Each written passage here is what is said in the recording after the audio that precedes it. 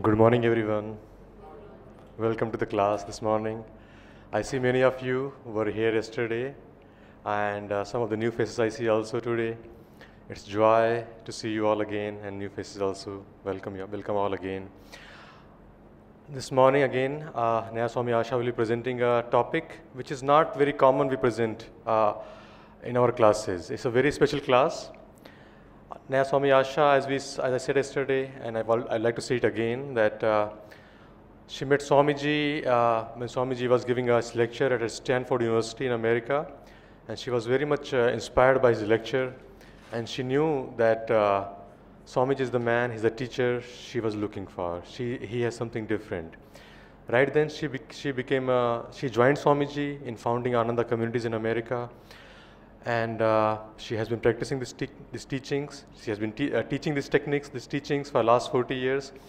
And she is a director at Ananda Palo Alto community in America.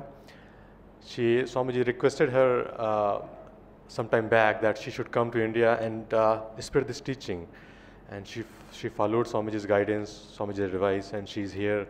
And she's going everywhere actually. She's going to Bangalore. She was in Bangalore. She came to Chennai also. She's going to Calcutta, she's going to Pune, she's giving lectures all over India. So I'd like to invite Nayaswami Asha to present this class this morning. Thank you, Devendra. I'll put this. I want you also to know Devendra because even though I am visiting and presenting most of the program this morning, he lives here in India, of course, and comes often to the city, and all of the follow-up courses and so on are offered by him and other of the monks here. So we're all working together as one team. I want to move this chair. Let me get it out of the way. Could you get that out of the way, and could you bring this much closer?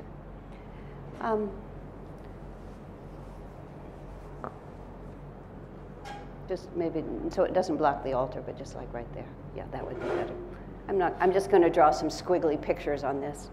I should tell you ahead of time, everything that, as it happens, because Brian is with us, everything that's being spoken today is being not only audio recorded, but also video recorded.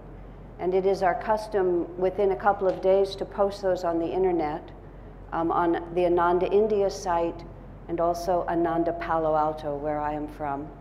And it's all free, so you can just go and you can watch it again if you have access, or download into your iPods or your computers or however you want to use it, which means you don't have to take notes unless you want to, and it's easier. I'm going to stand up here because I think you could see me better. It makes it easier.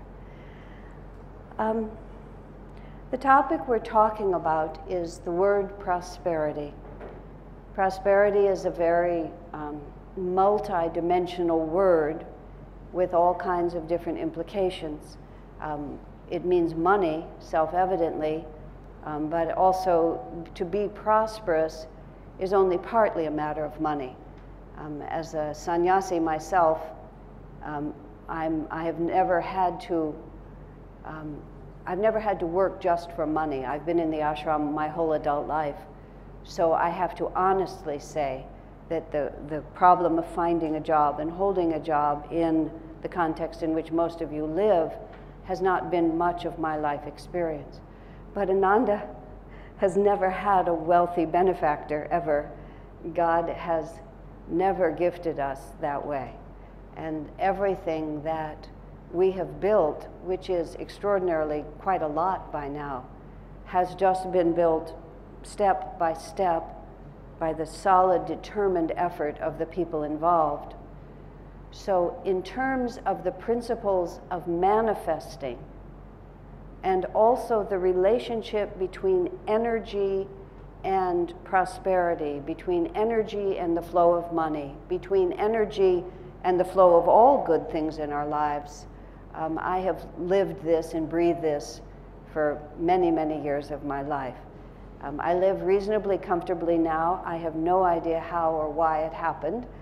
For the first 10 years of my life, and when we were at Ananda Village, Ananda Village started in 1969, bare land, almost nothing there. I came in 1971. We lived really as primitively as anybody could live, and really primitive for America. We had no electricity, we had no running water, we had no indoor plumbing. The winters were cold, and I was unable, I always had a good heater. I couldn't live without good heat. But we lived on very little money. I did like that for almost 10 years. I was young, I was unmarried, I had no children, I had no expectations of marriage or a family. I have since married, although I've never had children. So there was nothing, it didn't matter to me. We lived for God and we lived extremely happily. We lived as renunciates. I like to think I could go back to that. I live much more comfortably now, but truthfully I found the house I live in rather a burden. It's too big and too much. I think I'd be happier back in my little trailer, but that's God's will for me at this time. God gives more, you accept it with gratitude. But what I really did learn during those years is the relationship between desire, success, prosperity, self-control, just all of those different elements.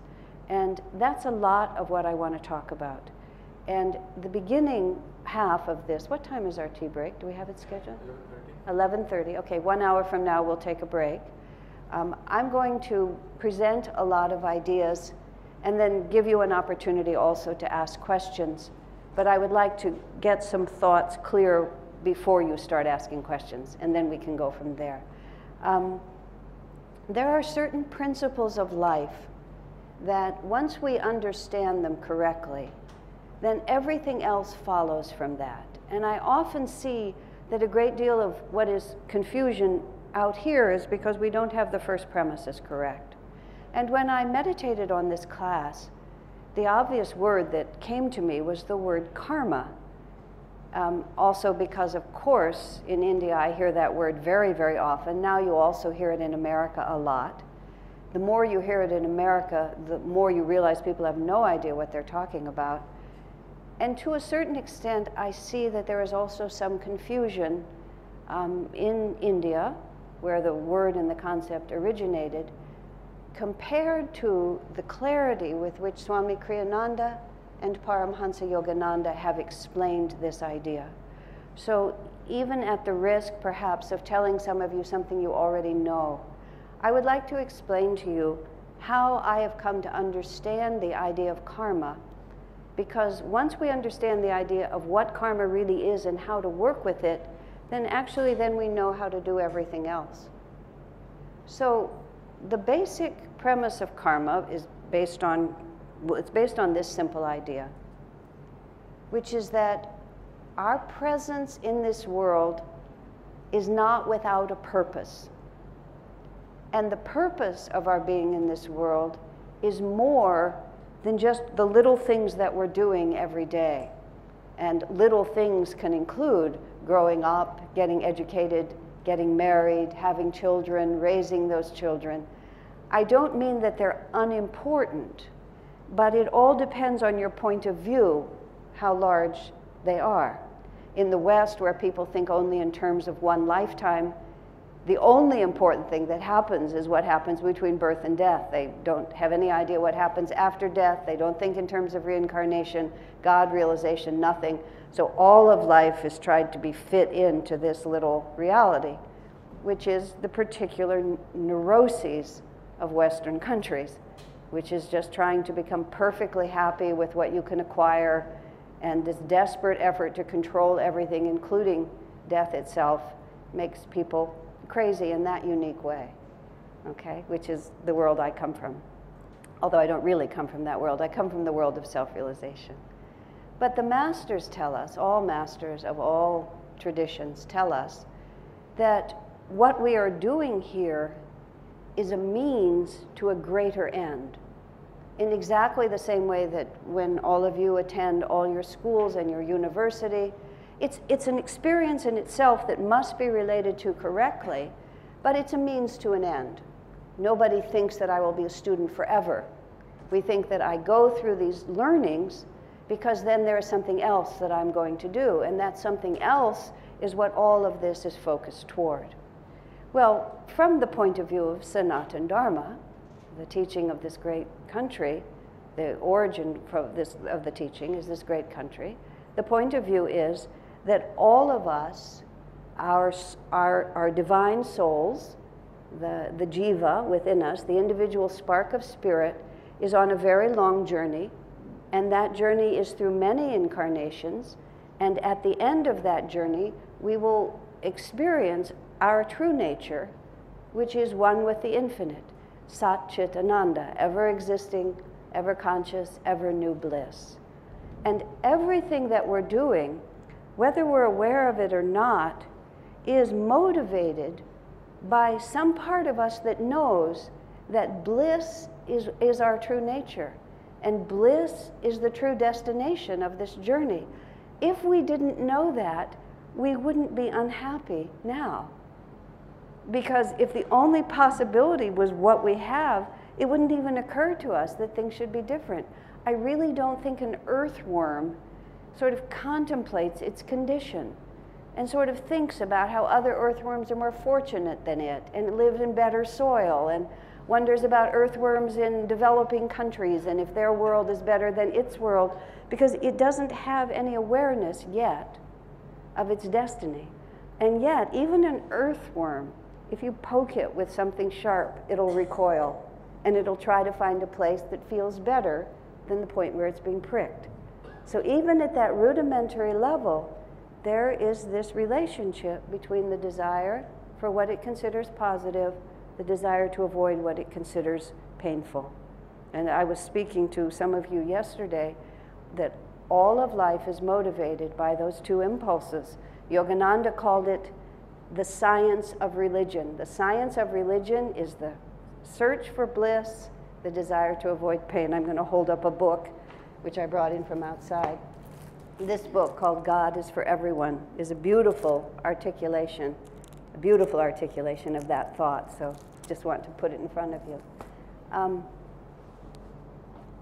So then the issue becomes, like university studies, what are we learning?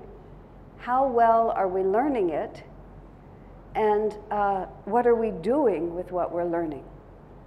So we have to think about life as purposeful, but purposeful like a university. So here we are, and we're trying to find out what causes us pain, what causes us happiness, and what is happiness.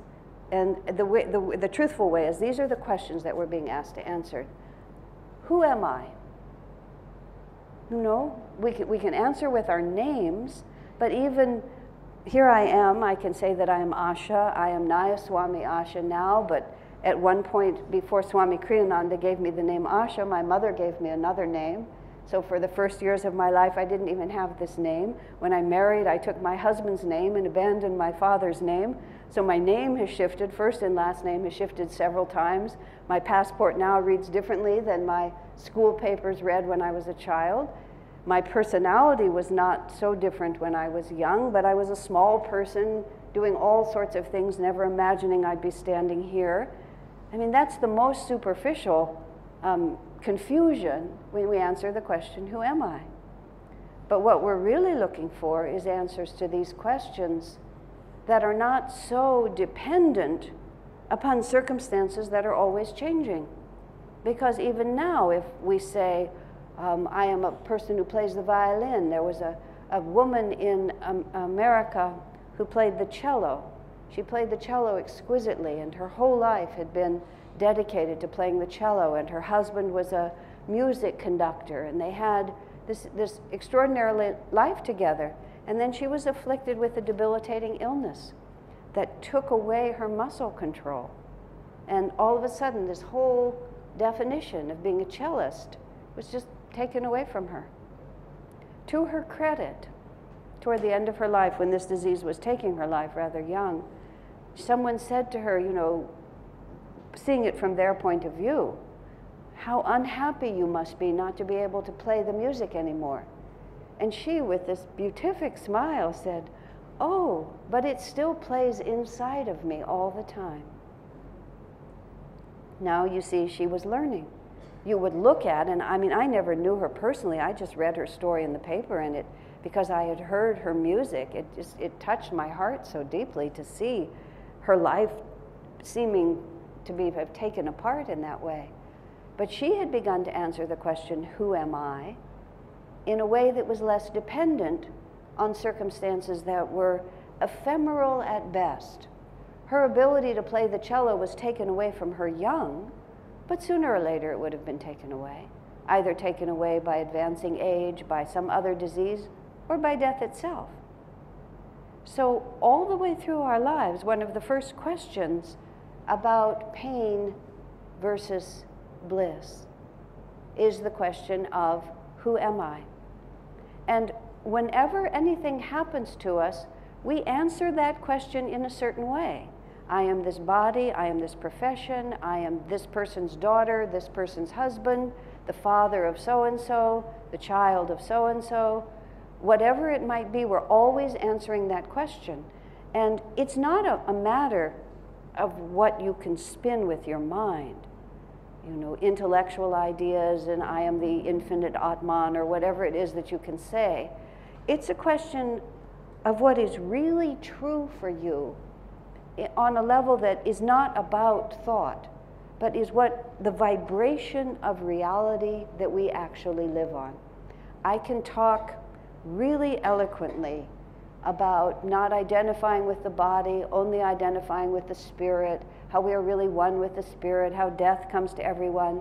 And then I'm in an automobile on the freeway and somebody looks like they're going to crash into me, and I freak. I get very nervous like this because I think something's going to happen to me at that moment. I do not have the state of realization that can just calmly accept that my body is going to be smashed. And it's very helpful to realize that the way we respond in the moment, in the instant when we can't think about it, is really the vibration that we work on. Of course, we can gather our forces and come to a greater state of calmness, and that too is our state of consciousness. But the question in our life always is, who am I? The second question that we ask is, what is lastingly real? Not merely what seems real in the moment, what affects me right now, but what is the enduring reality of my life? Because all of us experience that living in this world is just like being on a ocean all the time. The waves go up, the waves go down, the waves go up, the waves go down.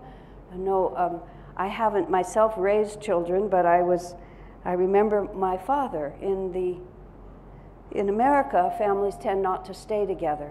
And my own personal karma was such that I chose a good family. I incarnated into a good family that raised me well and helped me in many ways. But I didn't have a deep connection with my parents because my destiny really was somewhere else. So even though I was fond of them and always was good to them, and they were always good to me, deeper in my heart, I knew that, my soul knew that I was going to go at a young age into the ashram, and that would be my life. At Ananda, we don't cut our ties with our family, but still. But I remember, and it still, to this day, is a very difficult memory for me. When my father realized, and we had been very close when I was growing up, when my father realized that my childhood was over and I was going off into my own life, and what had been between us was not going to be there anymore, which it wasn't, because when I began to manifest my adult self, the interests I have were simply not his interests, and there was no way to reconcile our lives. He wanted a life for me that was unthinkable for me. And I was in a life that he couldn't comprehend. And he wept. It's one of the few times that I saw my father weep. And he said these words to me, "The child disappears into the adult," is how he put it. And I've seen it now. I'm old enough to have watched the raising of all my children's friends. I see Brian, who's a friend, sitting behind the camera there. I knew Brian when he was small enough to crawl under a chair when you talked to him because he was very shy. So this big man now is just a tiny baby, and I know his family, and I've watched him grow, and I've seen it all. We've all seen it. Children are the way that time passes, we watch it. But what is really lastingly real? Is it the fun that my father and I had together, the happiness that was dependent on my being a devoted child to him? Or is there some other reality that is underneath all of that, that transcends it, that is not changed even when circumstances change? Because that circumstances will change, we can absolutely depend on. I mean, we all know these things, but it takes great commitment as a spiritual person to look at them squarely and courageously accept the implications of this, and more deeply, to accept the responsibility for our own happiness that this teaching demands of us. Because what this takes away from us is the pleasant ability to blame other people or God for our own misunderstandings. It's like we take the school exam, we miss the questions, and then we blame the teacher for asking questions that I didn't know the answers to. And we think it's the teacher's fault that I failed the test because he should have asked me questions that I could have answered better. And so we live our lives, and I watch between parents and children especially, between fathers and daughters I see especially because I know that. How could my father not have become attached to the pleasure of having me as his daughter? I was a charming child, and I was completely devoted to him. And then when I got old enough, I just walked away. I mean, walked away in a certain sense, not in a cruel way, but the relationship had to change. So either this whole life is a cruel trick, or something else is being asked of us. So, who am I? What is lastingly real? And then where does my happiness come from? Where does it come from? What is it that's really giving me happiness? And the corollary to that is what really causes me pain. Now, the most fascinating thing about pleasure and pain, happiness and sorrow, bliss and suffering, all of these opposites, is that the only place that they are experienced is inside our own consciousness. You know, that which is painful for one person is not painful for another. Living the life of a renunciate, which I have, even though I am married, I have had the attitude of a renunciate all my life. When I was in my early years, all through my 20s, when I lived in really extremely primitive conditions, if you looked at them objectively, at Ananda village, sometimes people would come, and I lived in a trailer.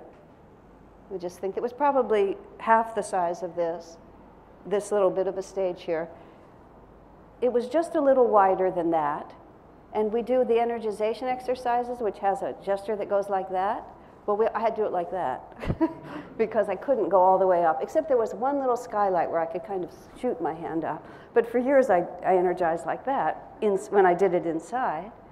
And there was a place for me to sit, there was a place for me to cook food, there was a place for me to sleep, and there was a place for me to meditate. All life functions were right there. There was no bathroom. And later I got there was a water tap outside, and then later the water ran in, cold water ran in. I had a little burner, I would boil water. When I met bucket baths in India, I'd been taking them for years. It was nothing special to me. I never once thought of that as anything but luxurious. It was so comfortable, all my needs were met. It was entirely my own. It was in a beautiful setting, just stuck in the woods. And sometimes people would look at it and say, how could you live that way? And I would say, what way? Like, what are you talking about? It's all just in how we orient ourselves, what we expect. To me, that little place that I lived in was my ability to be part of this great work, to learn from Swami Kriyananda, to practice meditation, and it was just so marvelously unencumbered. Now, of course, and this is something I want to speak more about later, but the sense of poverty is to want things that you don't have the magnetism to create for yourself, and then you feel deprived. You want things that you don't have the magnetism, you don't have the energy, that your desires are bigger than your energy. And when your desires are bigger than your energy, you always feel deprived. When your energy is bigger than your desires, you always feel like you just have so many riches. The energy of our life was so much bigger. We solved the problem very simply. We had no money, we could have nothing, so therefore we wanted nothing. It would just seem to me like common sense. There was no point of thinking about new clothes or travel or luxuries or anything. We simply couldn't have it, so why even go there? It's actually very simple to be extremely poor. Being in the middle is difficult, trying to decide how to manage with just a certain amount. But what is lastingly real? Who am I? Where does my happiness come from? In those years, it was so simple. You know, I am a devotee seeking God.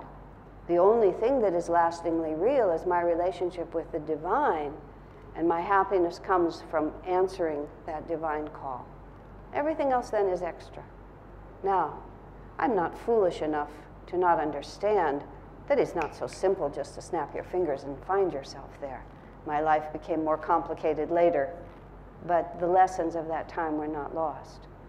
Now, every time that anything happens to us in our life, any physical event, any relationship with a person, any thought in our own mind, even though we're not analyzing it, we are always answering that question in a certain way.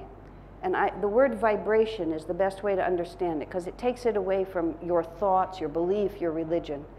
If we imagine a spectrum of vibrations, a possibility of vibrations, which actually literally corresponds to the chakras, but for now I'm going to make it horizontal and put it like this. At this end is the state of God realization that these masters have, where we know ourselves to be one with the infinite, and we are fearless and without concern, just as the masters live. They haven't the slightest concern. Yogananda says, to stand unshaken amidst the crash of breaking worlds. It's a pretty challenging state of consciousness, but that's what he puts out. Nothing could touch him. What could touch him? There was one reality in his universe, and that universe was divine bliss, Satchidananda. If everything is Satchidananda, where is pain? Where is suffering? You know, it's all one reality. No matter what the waves on the ocean are doing, there's only one reality. So that's where we're going. Then there's all the space in between to the consciousness of I am a physical body, I am my ego, what matters to me is the only thing that matters. And you see people who do impossibly cruel things, imagining, because it's always true, that somehow that's going to make them happy. I read a remarkable story in a magazine about a man in America who came from a very difficult background and had never been raised with any right understanding.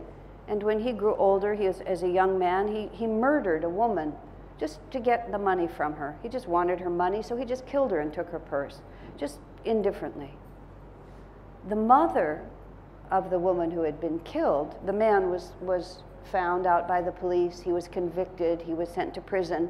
He wasn't executed, but he was sent to prison for a long time. The mother of the woman who had been killed, her life just came to pieces. And she was angry all the time about what had happened, as you can well imagine. And she became angry at the man who had killed her daughter. She became angry at God for making it happen, until she began to realize that not only had her daughter been killed, but she was killing herself with her attitude. And she was wise enough to realize that this was not a way of life for her. So she had the thought that maybe if she went and confronted the man who'd killed her daughter, that somehow that would help her. So she went to see him. And at first, of course, it was somewhat difficult even to be in his company, but gradually she began to try to understand. And she was astonished to find out that he had no idea of the consequences of his behavior. That who am I? Where does my happiness come from? What is real? He answered those questions. I'm a man, I want her money, she doesn't want to give it to me, I'll just get rid of her. His unity with her spirit, the karmic consequences of his own action, the trivial nature of the money he wanted compared to the crime he was committed. He wasn't aware of any of it. He was way down here on the spectrum between God consciousness and here. Now the end of that story is that only when he was looking at the mother of the woman he killed did it gradually penetrate his mind what he had done. And his awareness began to move up the scale. And of course the end of the story is quite remarkable, that she more or less adopted him as a son. And together they went on a journey of healing. It was deeply touching to hear it, because she understood that he didn't know what he was doing. He thought that action would make him happy, and he didn't know. So every time we do something, of course no one in this room is going to be as far down the scale as that man, but how many times have we allowed ourselves to take what we think of as our happiness at the expense of someone else? Either we do it out of ignorance because we just don't realize the consequences, or we do it because we want to. Because what we want seems more important to us than what someone else wants. Now, I'm not saying this gets to be a slightly complicated issue, because sometimes what you want is more important than what someone else wants, but that's a different question. Now, every time we respond to life in any way, we are registering our state of consciousness. And it doesn't go away because we're ego identified with our own actions. Ego is the infinite spirit identified with the physical body or the astral body, and all that happens we believe relates to us. I do it. I'm identified with it. It doesn't just go away. The masters have no identification with their body. They're identified with the infinite. Because we are identified with our unique individuality, the karma of our own actions stays with us. We believe that we have done it. We have done it out of personal desire. And in the chakras, from the bottom to the top of the spine, each of those chakras corresponds to a vibration of consciousness somewhere on the spectrum. Who am I? What is lastingly real? Where does my happiness come from? And it stays with us because we identify with it. And it stays with us, as you know, from one incarnation to the next. The chakras are part of the astral body. The physical body goes away. The astral body is what we take with us. And our consciousness is defined by the vrittis in the chakras. And the next incarnation, and the next incarnation, and the next incarnation are all a very impersonal, scientific expression of the kind of energy that we ourselves have created, lifetime after lifetime. And that's why absolutely every thought that you think matters. Every action that you take matters. And this isn't a question of praying to God, not praying to God, answering the prayers, not answering the prayers. This is just who we are. This is an energy universe, and we are an energy pattern. And that energy pattern is created by the actions and the thoughts that we take. Now here's just one more thing. It's created by the intention of what we do. I mean, that man who murdered, even though it was an evil action on his part, it wasn't a deliberate desire to hurt that woman. That's an even lower state of consciousness, a desire that gets its pleasure from causing pain to others.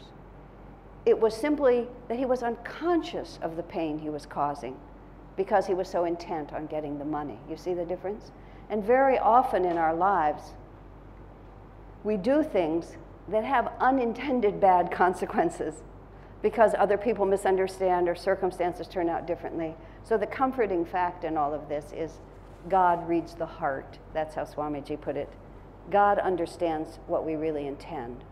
And it's our state of consciousness that is registered, not the endless ramifications of every action that we take.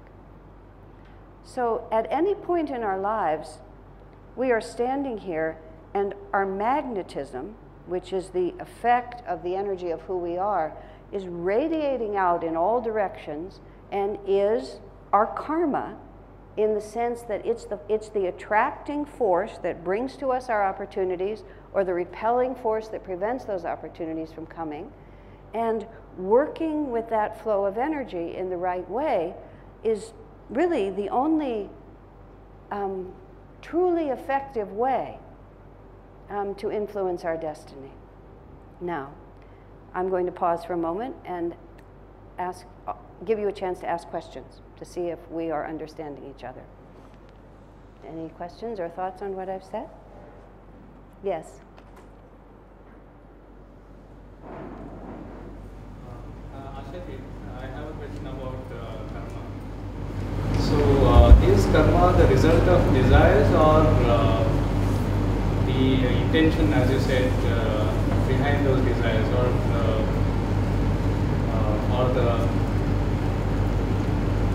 the attachment to those desires? Is karma the result of desires, the intention behind the desires, or the attachment to those desires? If you could, all of those words are words that have subtle nuance of meaning. So it's a little bit hard to parse it apart that way. The first thing we have to understand is that karma is, there's the word metaphysics. You know, physics we understand as the science, and metaphysics is a word people use. Metaphysics is a good word in this because these are like mathematical relationships. These are not God loves this one, God doesn't love this one, I'm a good person, he's a bad person. This is like we vibrate at a certain understanding, and whether we call it attachment, desire, intention like that is less important than the fact that we just simply vibrate at a certain intention. And that's registered. That's the only way I could think to say it. So naturally, all of those factors play in. But when we get more at ease with living according to this truth, which is why I really wanted to share it with all of you, because if we can get really a clear feeling in our hearts about how to influence our own destiny. This was the question you raised. How do I integrate my spiritual and my material life? There's really no difference at all between your spiritual and material life, because everything is an affirmation of a state of consciousness and an effort to rise to a higher state of consciousness. And whether you're doing it in meditating, whether you're doing it in business, whether you're doing it with your children, it's really all the same. Where on the spectrum of who am I, what is lastingly real, where does my happiness come from? We have to answer that question in every circumstance. And we simply try to answer it as effectively as we can, balancing all those factors. Yes? I understood what you said.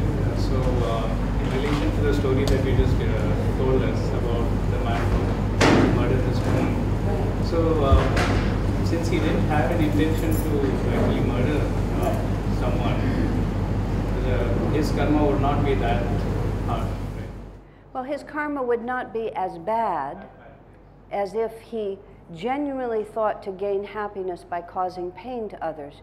You could see the thought form that if I hurt you, that will make me happy, is a worse thought form than give me your purse. And so that's what I mean by the fact that it's not entirely, intention counts for something. Sometimes we just simply do things having no idea of the consequences, and God is not cruel. No, there's a purpose here. We are getting an education. We're not just meeting these artificial standards. So if we're getting that education, that's what matters. And so when we understand a mistake and then really understand on a higher level, then it's finished. It's just gone. It's no longer something that we have to be tortured by. Not entirely, because we may still have a force in motion that might have to finish, which is, I'll speak about in a moment, about how the lessons are learned. Does that make sense? It's very comforting. It's very comforting.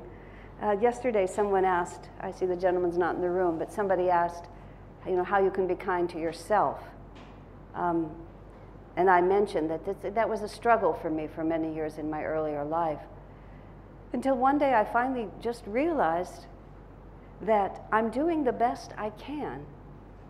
And I've had this idea in my mind that somehow I was capable of living a perfect life that I realized it was just pride and ego that pretended I could live that life, that this one, however mediocre it might be, is the best that I can do. And I began to realize that if this is the best I can do, then God doesn't hate me. He's not, if I'm 6 years old, he's not angry because I can't do algebra. I'm only 6. But so then I can, you know, I can say, I can write my name and I can color in the squares. And from the point of view of spirituality, you know, if I'm 6 years old and I'm just coloring in the squares and writing my name, that's the best I can do. And if I do that well, then everything in future will improve. Because I was living a life where I expected myself to do something completely other. And so that's how we come to peace with our own reality. And you see, from the point of view of what I'm describing here, if we think, not only did I make this bad mistake, but I'm also a horrible, terrible person because I made this mistake, you've made 2 mistakes. And in many ways, the second one is worse. Because long after this is over, you'll still be doing this to yourself. So that question is, who am I? Am I my limitations? Or am I my divine potential? So oftentimes your freedom is in just being very casual about your mistakes. Because if I am the infinite spirit, then yes, these things happen. I mustn't hide from them. But I am the infinite spirit. That's what's lastingly real. Where does my happiness come from? You know, not from hating myself for these errors, but from accepting that these things happen and that I can go forward from here. Just like a student failing, you fail an exam, you spend the rest of your life thinking you're a failure because you failed the exam. People do that. They'll fail in one area and they'll spend the rest of their life defined by that failure. Where is the wisdom in that? But we do that to ourselves all the time without noticing how wrong that is. Does that make sense? Another question? Just put my understanding of karma. What I was always thinking is the action that you do. It's a very simple, whether it is good, bad, it doesn't matter the action. If I want to alert you, for example, then you alert me back. So this is the action goes back and forth. Yeah. So it is karma is not just based on your own vibrations and actions. That gives you the results of that particular vibrations are there. By the time, the question is karma just the actions you take? By the time something it manifests in this world, there's a whole lot of other energies behind it. And all of those are just as real. And in fact, what finally happens is almost incidental to all the consciousness that goes along before it. In Autobiography of a Yogi, there's a section called How to Outwit a Mosquito. And you remember Yogananda's being tormented by a mosquito and he's sitting in front of his guru and he wants to slap the mosquito, but then he thinks of ahimsa and he says, no, I shouldn't kill the mosquito.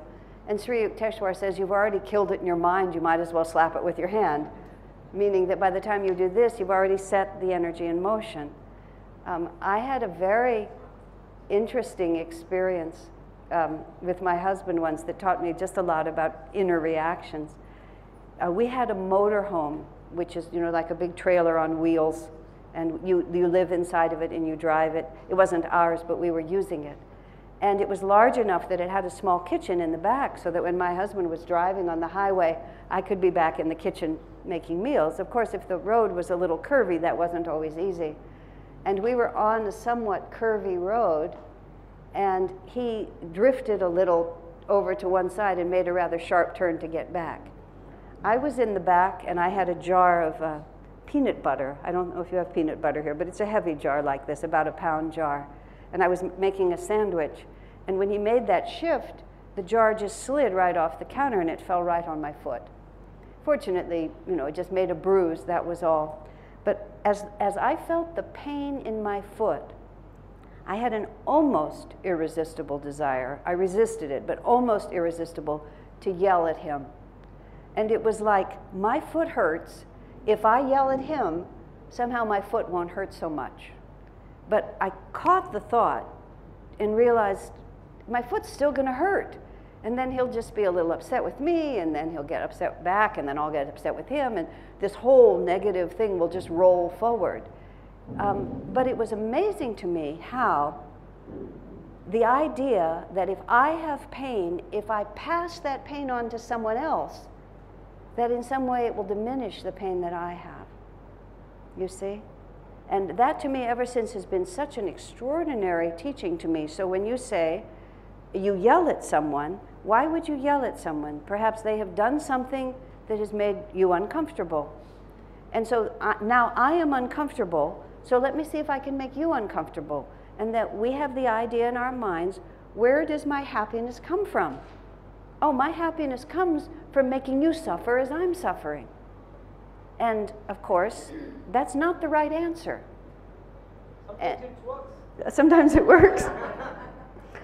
Okay, then we have to ask the next question, and I know you're joking, but the next question is, what is lastingly true? So in the moment, every time my husband does something I don't like, I yell at him. Okay, how happy is our marriage over a long period of time? You know, how deep is our friendship? Every time your children do something you don't like, you try to make them do what you like. You know, how lastingly real is the satisfaction of imposing your will on them? How grateful are they going to be when they finally have enough power to not want you to do that anymore? So these are the questions that we ask repeatedly, and these set up the vibrations within us that cause us difficulty later on.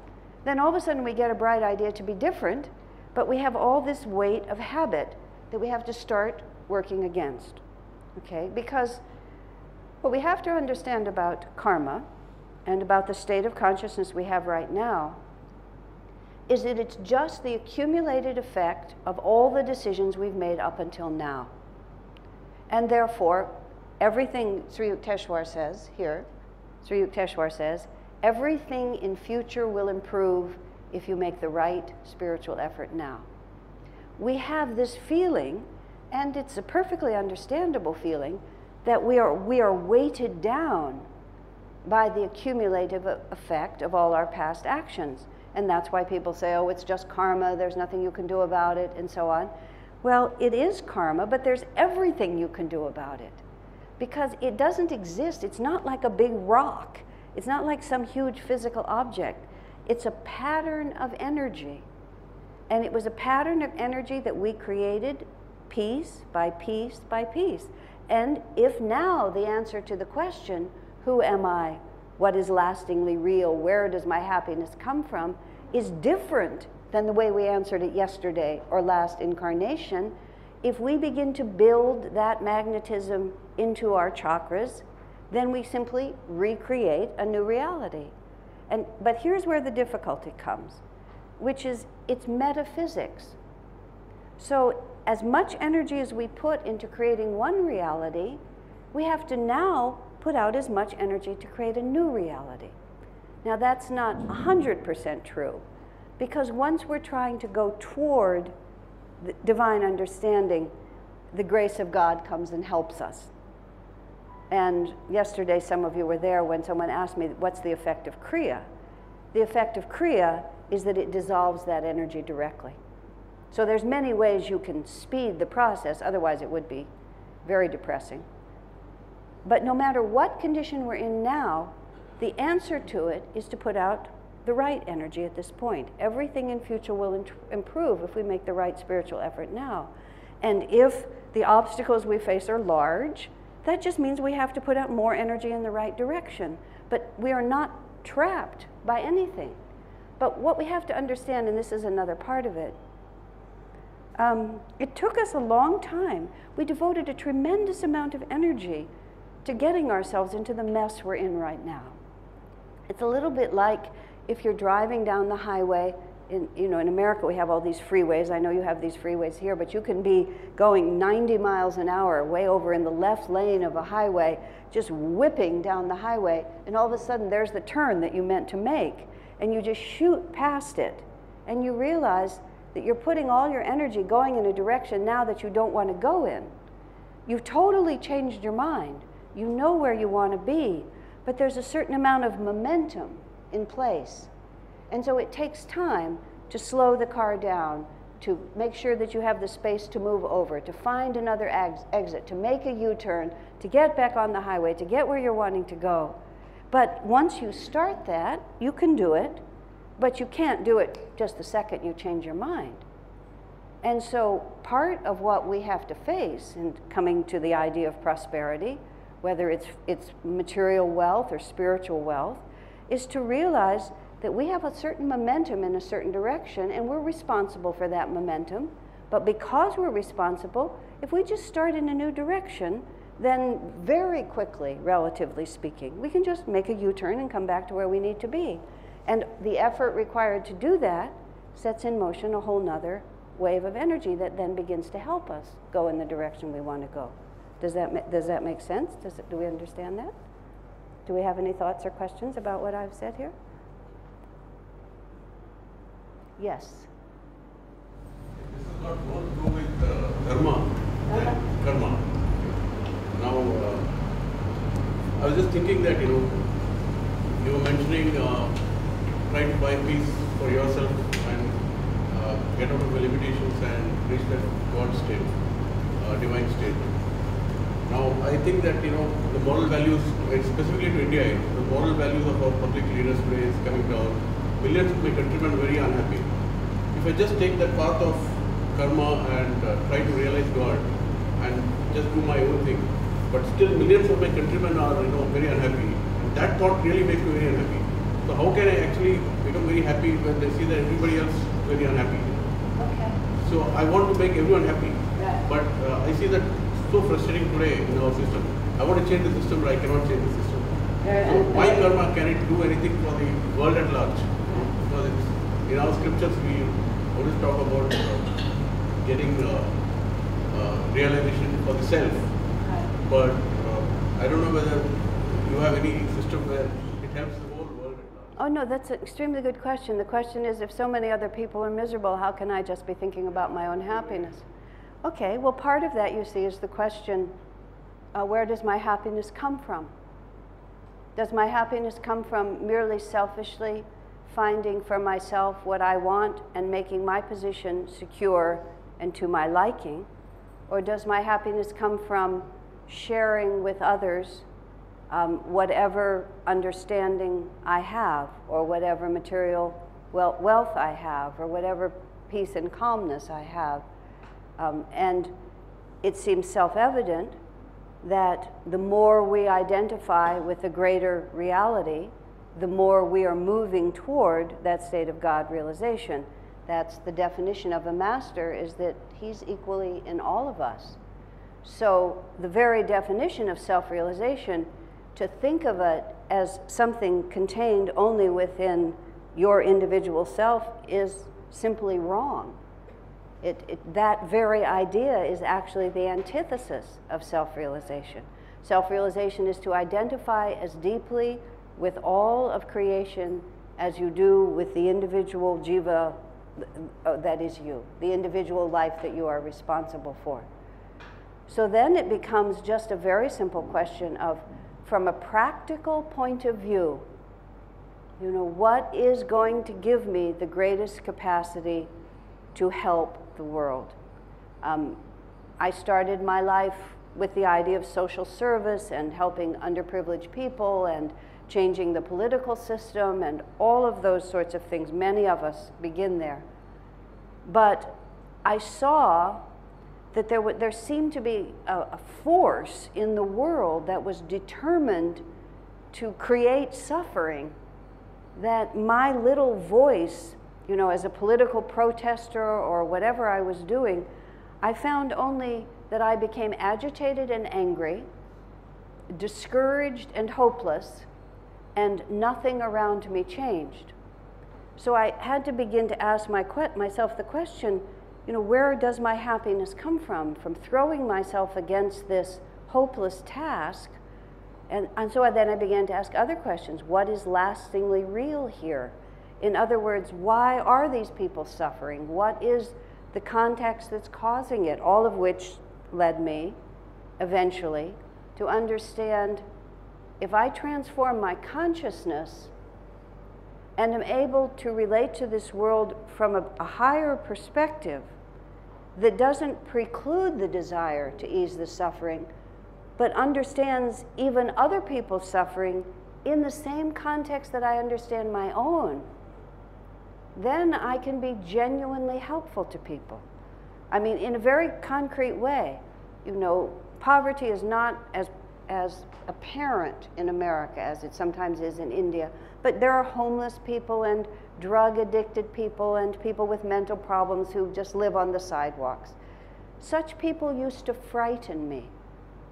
When I would see them, I would be frightened of them. I would be afraid to look at them. I would shrink from them. I couldn't go anywhere near them because I didn't understand why they were suffering, and their suffering hurt me. As I have worked on the spiritual path to understand karma, it doesn't make me any less sympathetic to them. In fact, it makes me more so to understand, my, you've really gotten yourself into quite a problem here, haven't you? But it doesn't frighten me anymore. And I can look right at a homeless person. I can relate to him. I can give him money if that's what I should do. I can at least greet him as a child of God or bless him from a distance if he's too crazy for me to deal with. Far from causing me to be less compassionate, the more I have understood, the more I feel like I can give. When I come to India, you know, when I've traveled with other Americans and you're besieged by beggars and so on, you can't always just empty your wallet. It's just an endless project, nor should you necessarily. But I realized I can always just look right at people and give them something of what Swamiji has given to me. And it's only this big, you know, of a contribution, but that's part of what I was saying to you at the beginning of this. The implications of this teaching require a tremendous amount of courage and honesty to really understand where it's going. We can just continue to rail at things if we want to, or we can seriously apply ourselves to making them different. And I said to some of you all last night, I feel like I'm intensely politically active because the problem, all of this problem is consciousness. All of this problem is, I hurt, let me hurt you. Where does my happiness come from? From getting as much as I can, regardless of what it does to you. You change that, and never underestimate the power of one individual who's deeply committed to have a tremendous impact. All changes in this world happen from very small groups of people who are deeply committed, among other reasons why we are a sangha and not merely a group of hermits. Because a sangha together like this, all of us working to change our consciousness, to understand these laws of karma, to work properly in harmony with the true understanding of God's place in our life, we can change the planet. We really can, and we will. And I know about the life of Christ very powerfully. Jesus Christ was crucified as a criminal. He was left for dead. He resurrected, but nobody believed, very few believed that he actually did, that he had the power to restore his body. And his disciples dispersed, and anybody there would have thought that was the end of it.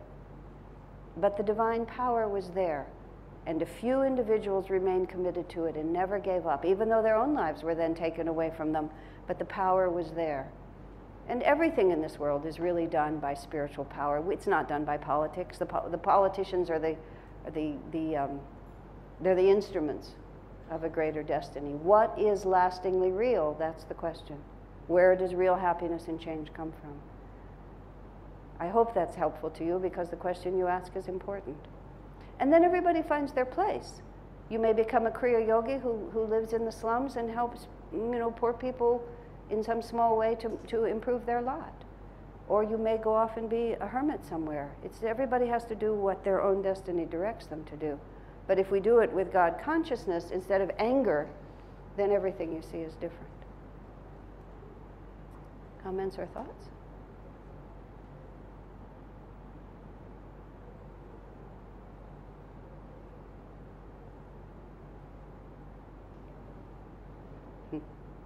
Yes. Being a perfect person, right, is very difficult. I don't know whether it is even possible. I appreciate that. So, with all these happenings around, which we are even part of, so how do we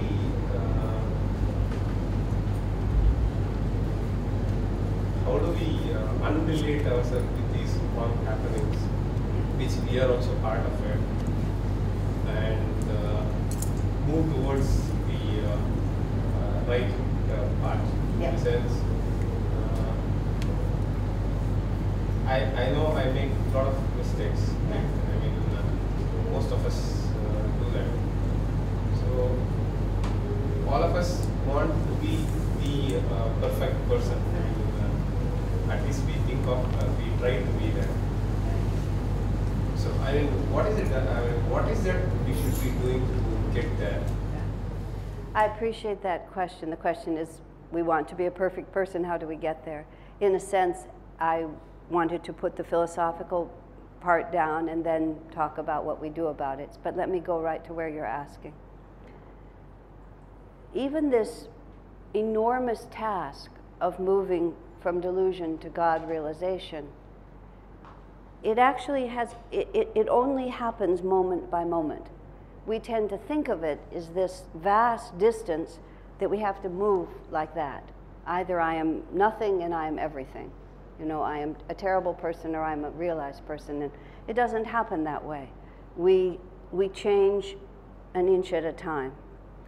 And the characteristic of lower consciousness, I would use the word contractive. It takes the possibilities of the world and it reduces them smaller. And the possibilities of God realization is that it's a more expanded view. The gentleman in the back was trying to describe God realization as becoming utterly self-concerned, but that's completely the opposite. In every situation in our life, we always have a choice. There's always a way we can go, whether we are more expanded in the way we respond to it, or whether we're more contractive in the way we respond to it. Another way to put that is we either put out a little more energy, or we put out a little less energy. Now, it is not an absolute yes or no. It is just in relation to where I'm standing, in relation to what I actually have the capacity to do. Do I go toward the more expansive choice that's in front of me or the less expansive choice? I'll give you a very personal example, ridiculous example, talking about husbands and wives. My husband and I were traveling on a vacation. It had to do with buying presents for other people. I kept saying we needed to shop for presents. He was not into doing it. When he finally brought up that we should shop for presents, it was too late to shop as carefully as I wanted to, and I was very annoyed with him. And I became very annoyed with him when we were in the middle of a shopping place, because that's when the issue came up. And I was really mad at him. And I wanted to just yell at him right in the moment. Now, I thought to myself, this is really a misunderstanding that has to be worked out. So I thought, can I just, Christ-like forgiveness, can I just forgive him and forget this? And I thought, no, that's not really an option. So then I went over here and I thought, do I pick up my purse and do I just whack him around the head? And I thought, no, I don't have to do that. I'm not that upset. So then I thought, do I start making a scene right in this public place? No, I can move a little bit away from that. Let's at least get outside to the stores, So we got all the way to the sidewalk. By the time I get to the sidewalk, I'm testing about whether I can just forgive him. No, I still can't go there. But now I'm beginning to understand a little more that he didn't really mean to cause this grief. He just wasn't thinking about it. He's not as tuned in to the question of buying presents for people as I am. So I got us all the way to the sidewalk. I got all the way to the car. I got all the way to the apartment. At which point I keep testing whether I can let the issue go. No, I can't let it go. But by the time we got to the apartment, I had expanded to the point where I no longer needed to pass along my annoyance. I had begun to understand his reality. I began to see that he wasn't trying to hurt me. And so by the time we talked about it, I had expanded to the point where we still had to have a strong discussion. I couldn't let it go, but I had moved a long way from where I started. Okay? Surprisingly, if every time you have an issue, you go to the highest side that you are actually capable of going, and that will not be where you hope to go, you'll be amazed how quickly everything begins to shift. Because you are trying to answer that question, where does my happiness come from, who am I, in a different way every time. Let's say you have a problem with eating too many chocolates, and you have a box of chocolates in front of you, and you know that you're going to have the whole box of chocolates and you're going to eat all of them, okay? You quickly take half of them and you put them in the garbage disposal, and you turn on the garbage disposal and you destroy them, and then you only eat half the box, okay? You've still eaten half the box of chocolates, but you have done a little better than you thought you were going to do. If you're lazy and you need to wash the dishes, I know many of you have people to take care of things like that, but say you have to wash the dishes and you don't feel like doing it right now, okay, I'll compromise. I'll just stack them up instead of just leaving them a mess. And then between the most contracted expression and the most expanded expression, you have at least gone up. And if you only think about your life, just let me expand from here. Now, you see, the other thing about expanded and contracted, it's not always obvious. Sometimes people, contracted for them is to say nothing. If the habit of life is to be afraid to speak up, to never to express your point of view, to feel that God doesn't want to hear your voice, that nobody wants to know you.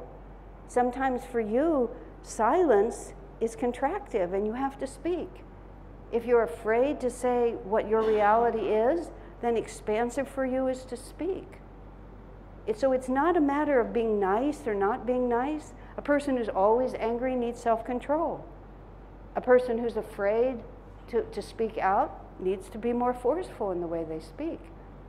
Expanded or contracted, that's what we're looking here. Who am I? Where does my happiness come from? You have to take the spiritual path, which is this big, and reduce it down to something you can do every morning, every day, at the office. Your boss asks you to do an unpleasant task. You know you want to snap at him. You may have to tell him that it can't be done, but you can tell him either in a contractive, angry way, or you can tell him in a calm, centered way. You may still accomplish the same thing, but you choose in the spectrum here. Does that make sense? Is that a practical thought? Is that challenging? Oh, sure. Did anyone ever say this would be easy? No, no, no. But we're trying to make it doable. That's all. We're just trying to make it doable. Otherwise, these are just ideas that spin. We have to be able to take these ideas and put them in our lives right now. Correlate the methodology that yesterday you were teaching about meditation itself. Whenever your thought wanders off, then you slowly bring it in. Exactly. And then again it goes off and try to bring it in. Exactly. People think in meditation, oh, people say to me, I can't meditate, my mind is restless. Honey, everyone's mind is restless. That's the nature of it. But we just keep bringing it back. Everybody's life is a little bit out of control, and we're always doing things that we shouldn't do, and we're rarely acting perfectly. But we just act, the word is directional. If we're moving in the right direction, because you see, there's another factor, I'm talking about this very impersonally. We have a loving divine mother who is so eager to help us. But if we have our back turned to her and we're just sort of doing like this, you know, all of you who are parents or friends, if your child won't accept your help, you can't help your child. You know, I'm going to do it myself. And the father is just sitting there. I could help you in so many ways, but the child won't be helped. So he just has to spin. Divine Mother's just the same way. And if all we're trying to do are things that she knows are not going to be good for us, she can't help us. But as soon as we even just face the right direction, then she starts inspiring us and pulling us and teaching us in so many ways that much more happens than you would think would happen. And it becomes much more beautiful and more easy. Does that make sense?